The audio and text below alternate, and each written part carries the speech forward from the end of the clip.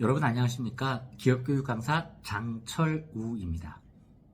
많은 직장인 분들이 궁금해 하시는 여러 가지 중에 하나가 회사에서 팀장님 또는 다른 상사분들에게 이런저런 질문을 해야 되는 경우들이 많다고 합니다. 그런데 이 질문을 해도 적절한 질문인지 아니면 해서는 안 되는 질문인지를 잘 판단을 못하겠다라고 얘기들을 많이 하세요. 그래서 오늘 이 시간에는 상사에게 적절한 질문은 무엇인가 라는 주제를 가지고 한번 이야기를 드려보도록 하겠습니다. 예를 한번 드려볼게요. 아침에 출근을 했는데 여러분의 상사가 여러분을 부릅니다. 그리고 이렇게 이야기를 하는 거예요. 김대리, 우리 회사에서 매년 1박 2일로 MT 가는 거 알고 있지? 너무 놀기만 하는 것 같아서 큰일이야. 상무님께서는 예산 낭비 아니냐고 하시고 직원들은 자유시간 뺏긴다고 불만이고 개선책을 마련해야 될 것 같은데 어떻게 하면 좋을지 아이디어 좀 내서 정리해봐 라고 업무 지시를 내리는 거예요. 자, 김대리는 어떡하죠? 예, 알겠습니다 하고 자리를 돌아옵니다. 자, 그리고 나서 이제 본격적인 업무를 시작하려고 하는데 도대체 어디서부터 어떻게 시작해야 될지를 모르겠는 거예요. 자, 그래서 김대리는 다시 팀장님한테 가서 질문을 드리기로 했습니다. 자, 그런데 어떤 질문이 과연 적절한 질문인지 한번 여러분이 판단을 해보시기 바랍니다. 자, 보통 제가 교육 현장에 가보면은 많은 교육생들이 본인은 이런 경우에 이런 질문을 한다라고 얘기를 하십니다. 자, 그 질문이 적절한지 아닌지 한번 여러분들 판단해 보세요. 자, 첫 번째 질문입니다. 팀장님, 작년도 MT 예산은 어느 정도였습니까? 예산이 많다고 하니까 작년도 예산이 어느 정도인지 반드시 확인을 해봐야 되겠죠. 그런 질문들을 한다고 이야기를 하세요. 자, 두 번째는요. 팀장님, MT의 목적과 주제는 무엇인가요? 라는 이제 근본적인 이유에 대한 질문을 해보겠다고 합니다. 자, 세 번째는 이런 질문이죠. 팀장님, 1박 2일이라고 불만이 있다면 어떻게 당일로 좀 줄여볼까요? 라는 질문들을 한번 해보는 것. 이런 얘기들도 많이 하시고요. 자, 또 이런 질문들을 많이 하신다고 해요. 팀장님, 언제까지 작성해서 보고 드리면 될까요? 라는 질문이었죠. 자, 여러분에게 한번 여쭤보겠습니다. 이 질문들이요. 어떠세요? 적절한 질문이라고 생각되세요? 아니면은 해서는 안 되는 질문이라고 생각하시나요? 여러분이 질문을 하는 게 적절한지 아닌지에 대한 대표적인 판단 중에 하나는 여러분이 상사가 돼보시는 겁니다. 그래서 내가 상사 입장에서 그 질문에 대한 답변을 해보시는 거예요. 답변을 들어보면 야, 내가 이 질문을 하는 것이 적절한지 아닌지를 판단할 수 있다는 겁니다. 여러분이 여러분 팀장님에게 물어보는 겁니다. 팀장님, 작년도 MT 예산은 어느 정도였습니까? 그럼 팀장님이 어떻게 대답할까요? 야, 작년도 MT 예산은 얼마였고 1인당 이 정도 나와 있던 것 같아 라고 답변을 하실 팀장님은 사실은 별로 없습니다. 대부분의 팀장님은 뭐라고 얘기하실까요? 그거 찾아봐. 문서 다 있어. 그거 확인해봐. 알아봐. 자, 무슨 얘기입니까? 여러분이 여러분 상사에게 질문을 던졌는데 그 질문에 대한 답변이 찾아봐. 알아봐. 라는 답변이 예측된다면 그 질문을 해서는 된다, 안 된다? 절대 안 된다라는 질문입니다. 내가 기껏 물어봤는데 팀장님이 찾아봐. 확인해봐. 이러면 팀장님은 무슨 생각을 하시게 될까요? 야, 이 녀석이 제대로 알아보고 확인도 하지 않고 그냥 나한테 찾아와가지고 물어보는 거구나 라는 얘기. 그래서 제대로 일을 안 하는 친구라고 생각하게 될 확률이 높다라는 겁니다. 자, 두 번째 한번 볼까요? 팀장님, MT의 목적과 주제는 뭔가요? 라는 질문입니다. 어떠세요? 이렇게 질문하면 팀장님은 뭐라고 답을 하실까요?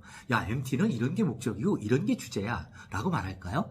그렇게 답변할 팀장님은 사실은 거의 없을 겁니다. 왜? 질문이 너무 추상적이죠. 그럼 답변도 어떻게 될 수밖에 없다? 추상적인 답변밖에 될 수밖에 없는 겁니다. 자, 여러분의 상사가 여러분에게 추상적인 답변을 한다는 건 어떻다? 굉장히 어렵고 힘든 답변입니다. 여러분이 상사에게 질문을 할 때 적절한지 아닌지 판단하는 또 하나의 기준은 과연 이렇게 질문했을 때 상사가 답변하기가 좀 편한가 편치 않은가라는 얘기입니다. 자, 목적과 주제 너무 막연하죠. 어떻게 목적을 잡아야 될지도 모르겠고 어떻게 주제를 확인할 수도 없습니다. 그럼 팀장님 보통 뭐라고 얘기하실까요? 김대리, 자네가 좀 잡아와봐. 그럼 내가 확인해 줄게 라고 답을 할 수밖에 없다는 거죠. 차라리 이렇게 질문하는 건 어떨까요? 팀장님, MT 목적이요. 뭔가 좀 조직 활성화에 포커싱을 맞출까요? 아니면 우리가 업무를 효율화할 수 있는 것으로 좀 포커싱을 맞출까요? 좀 더 구체적인 안을 갖고 질문을 하시는 것이 훨씬 도움이 된다라고 얘기할 수 있을 겁니다. 세 번째 이런 질문입니다. 팀장님, 1박 2일 MT를 당일로 줄여볼까요? 라고 하면 어떨까요? 사실은 당일로 줄일지 1박 2일을 유지할지 아직 팀장님은 어때요? 정해지지가 않았습니다. 왜? 상무님의 의견을 아직 모르겠는 거거든요. 상무님께서 언지를 주셨는데 이게 줄이라는 얘기인지 사실은 모르겠다라는 거예요. 자, 그렇다면 여러분들은 팀장님은 어때요? 야, 잘 모르니까 네가 잘 준비해봐. 이럴 수밖에 없다라는 것들이죠. 자, 이럴 때는 어떤 질문이 좋을까요? 이렇게 하는 겁니다. 팀장님, 1박 2일로 가게 되는 경우는 이런 장단점이 있고요. 당일치기 하게 되는 경우는 이런 장단점이 있습니다.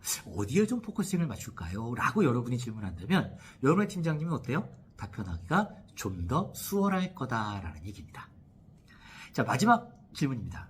팀장님, 언제까지 보고 드리면 되겠습니까? 라는 질문은 제가 수많은 교육 현장에서 만나는 직장인들에게 팀장에게 해야 될 질문 중에 가장 첫 번째 질문이다라고 얘기하는 편입니다.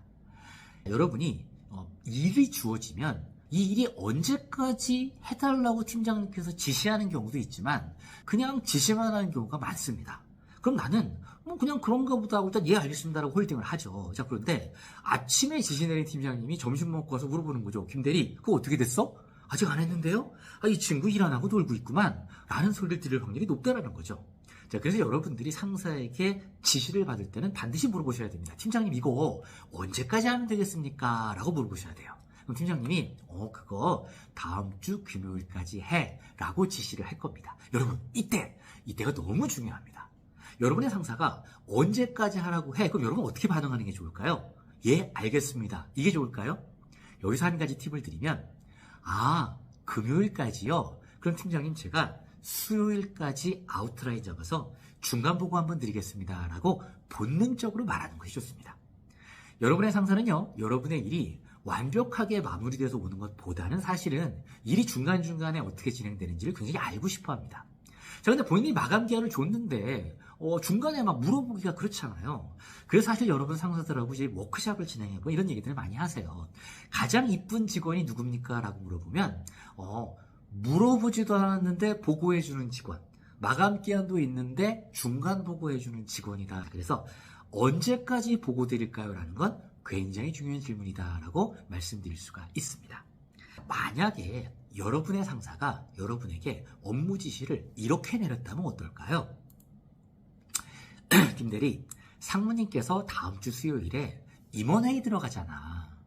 MT 개선 방안이 담긴 1페이지짜리 보고서가 필요해서 그런데 전년도 예산 절감과 새롭게 프로그램이 세팅된 내용으로 오늘 5시까지 정리해서 보고해 주기 바라네. 만약에 여러분의 상사가 여러분에게 이렇게 지시했으면 어떨까요? 너무 괜찮은 상사였겠죠. 자, 그런데 우리의 상사는 이렇게 지시한다, 안 한다? 안 한다라는 거예요. 그래서 여러분이 어떻게 해야 된다? 물어보셔야 되는 거예요. 어떻게? 4가지를요. 백그라운드, 오브젝티브, 스코어, 스케줄. 4가지는 여러분들이 상사에게 업무 지시할 때 반드시 물어보셔야 되는 내용이다라는 겁니다. 많은 사람들이 상사에게 업무 지시를 받을 때는 항상 뭐만을 생각하냐면 본인의 바로 윗 결재권자만을 생각합니다. 자, 사실 여러분들이 회사에서 많은 일을 하지만 여러분 당장 팀장에서 결제가 끝날 수도 있겠지만 어떤 경우는 팀장을 거쳐서 본부장님이기도 하고요. 어떤 경우는 본부장님이 상무님 그리고 임원회의에 들어가기도 하고요. 어떤 경우는 최종적으로 회장님께 보고가 되기도 합니다. 자, 그러면 사실은 여러분이 일을 시작할 때는 항상 뭘 포인트를 가져야 되냐면 도대체 내가 이 일을 하게 되면 이 일이 어느 선까지 올라갈 것인가 라는 것을 감안하셔야 됩니다. 그래서 여러분 팀장님에게 물어보셔야 돼요. 팀장님, 제가 이거 해드리면 이거 갖고 뭘 하실 겁니까? 팀장님이 그거 상무님께 보고하고 끝날 거야. 그거 임원회의 가져갈 거야. 라고 하면 여러분의 포커싱은 어떻게 되는 거예요? 바로 그 윗선을 고민하셔서 맞춰야 된다는 얘기입니다. 자, 두 번째는요, 오브젝티브입니다. 자, 오브젝티브는 뭐예요? 목적이죠. 목적은 뭐예요? MT 개선 방안이 담겨야 되는데 여기에 또 하나 플러스 돼야 될 것이 바로 뭐다? 아웃풋 형태입니다. 자, 아웃풋 형태는 사실 굉장히 다양하죠. 보고서, 기획서 또는 요약본 또는 자료 정리 다양합니다. 또 또 양은 어느 정도 될지도 사실은 좀 정확하게 스코프를 정해주는 것이 좋겠죠. 자, 그래서 두 가지 목적과 아웃풋 형태를 질문하는 것이 좋습니다. MT 개선 방안이 방인 1페이지짜리 보고서가 필요하다. 자, 세 번째는 뭐예요? 내용이 뭐가 들어가느냐는 거죠. 전년도 예산 절감과 새롭게 프로그램이 세팅된 내용. 내용에 대한 질문이 있어야 되는 거구나. 자, 마지막 마감 기한에 대한 질문이 있어야 되는 거구나. 자, 그럼 구체적인 질문은 이렇게 될 겁니다. 팀장님, 제가 작성한 기획서가 어디까지 보고될까요? 어떤 질문? 백그라운드에 관련된 질문이겠죠. 두 번째 질문은 뭐예요? MT 개선안이 담긴 2페이지 정도 기획서면 될까요? 자, 어떤 목적과 아웃풋 형태에 관련된 질문? 그렇죠. 오브젝티브에 대한 질문입니다. 자, 세 번째는 뭐예요? 직원들의 설문조사를 좀 반영해 볼까요? 어떤 내용? 스코프, 내용이 좀 들어가는 건데 이런 내용이 있으면 어떨까요? 라는 질문이 좋고요. 자, 마지막 언제까지 작성해서 보고 드리면 될까요? 스케줄, 기한에 대한 질문.